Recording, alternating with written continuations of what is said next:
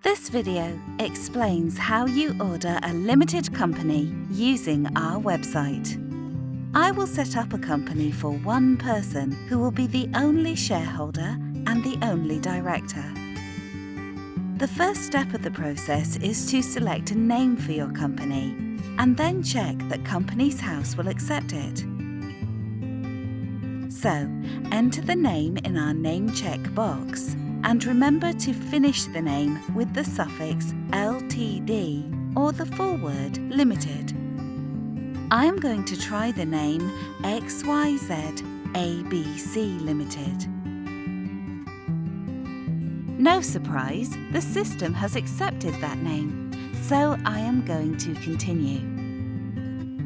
You are now on the page which allows you to compare the packages we offer.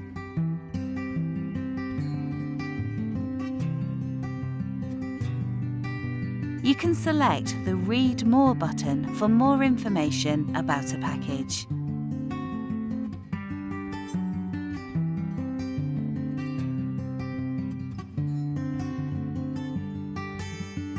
Select the Buy Now button or Compare Packages to go back to the previous page. I'm going to select the Starter Pack. This page gives you the option to select some additional services for your formation pack. Checking the Information button gives you more details about each service. You can select additional items if you like, and your shopping basket will be updated. Remove them if you change your mind. Once you have made your selection, continue. You are now required to provide Companies House some particulars about your company, and the Information buttons explain the requirements. First, select your SIC or Standard Industrial Classification Code to state the nature of your company's business. You need to select at least one from the drop-down list, but you can select several.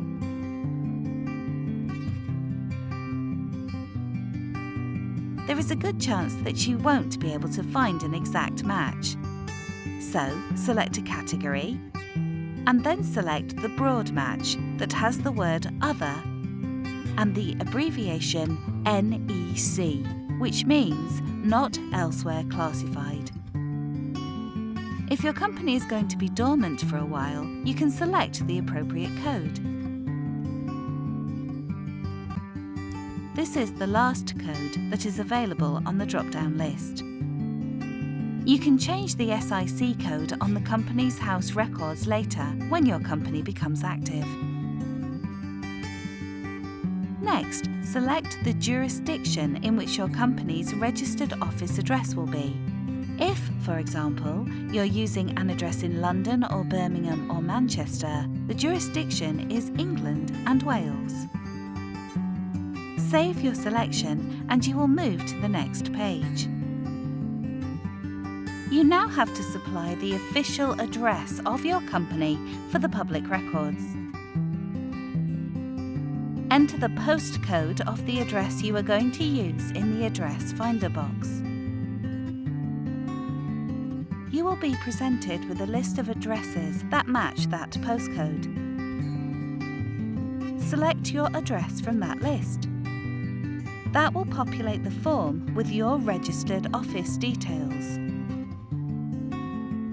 Save your selection, or you can choose to use our address by buying a 1-year subscription. For the purposes of this video, I will continue on the basis that you are supplying your own address.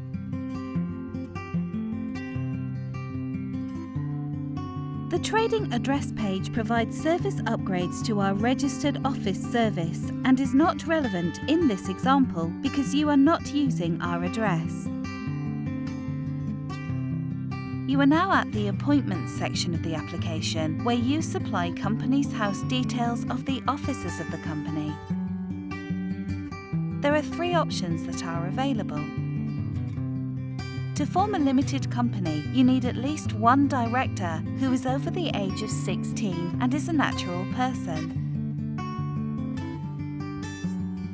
You will need to choose the position of the person you are appointing. The information buttons provide a brief explanation of each position.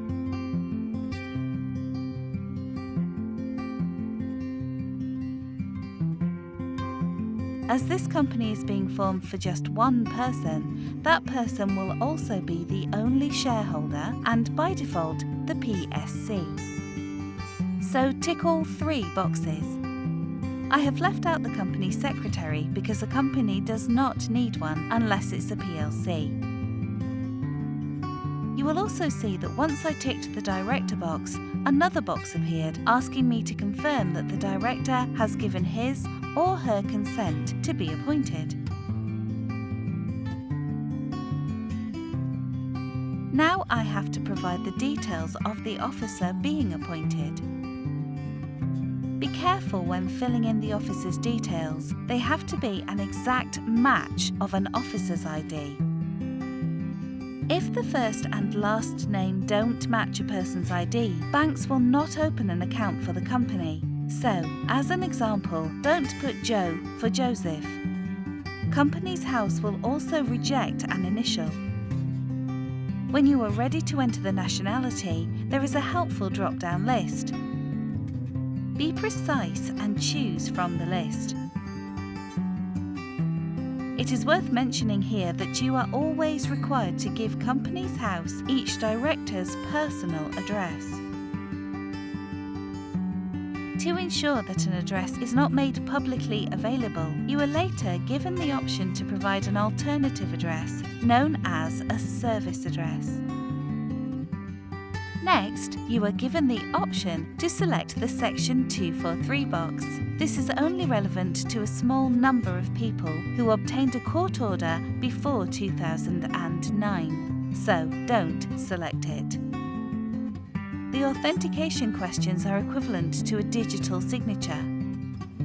So answer 3 questions out of the 6 that are available.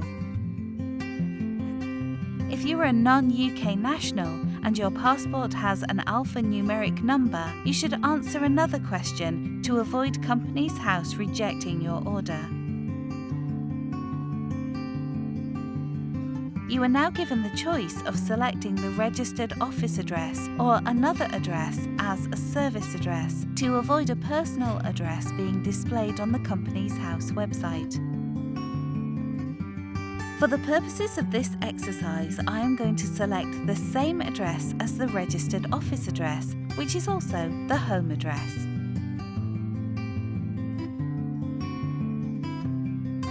The next section details the control this shareholder exerts over the company.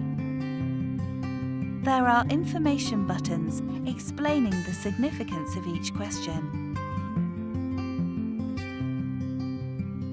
Unless you are using modified articles of association or different share classes, the control is proportionate to the shareholding. Variations in share class and the articles of association are not needed for a single owner company and not an option on this website. So select 75% or more for both ownership and voting rights and leave the remaining answers on the default setting of No.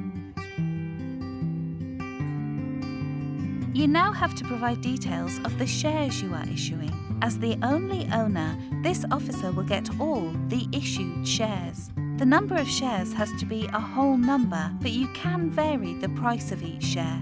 So, for instance, you can issue 100 shares of £1 or 100 shares of 10 pence each,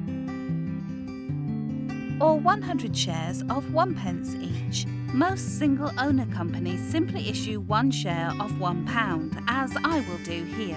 Keep the total value of the shares you issue to a modest amount. If something goes wrong with the company, you could be forced to pay the liquidator for any unpaid shares. The shares issued are verified on the next page.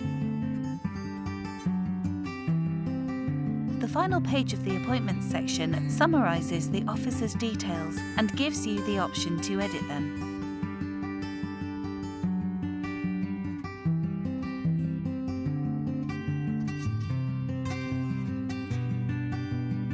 On the Documents page, select which documents you would like. Then continue. The next page gives you the option to be referred to one of the banks shown. Enlarge the page for more bank options. Make a selection if one of the offers appeals to you, and the bank will contact you to continue the application. Then continue to our merchant account offer. I am not selecting this one and will move on. This page offers some extra services and products that are available. Again, you can choose any or none, and then continue. The next page allows you to review your order to make sure that everything is correct. Check spellings, postcodes, share issues, and so on. The final page summarizes your invoice and asks you to provide additional information that we require in order to process your order. If you have asked for a referral to a bank or one of our other partner services, you'll be asked to fill out the information they require and to give us your consent to pass that information to our service partner and to confirm that you accept our terms and conditions.